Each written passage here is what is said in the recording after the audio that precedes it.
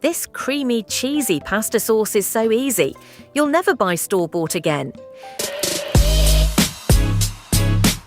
2 tablespoons butter, 2 tablespoons all-purpose flour, 1½ cups milk, 1 cup cheddar cheese, grated, 2 tablespoons mozzarella, optional for stretch, 1/2 teaspoon salt, 1/2 teaspoon black pepper, 1/2 teaspoon garlic powder.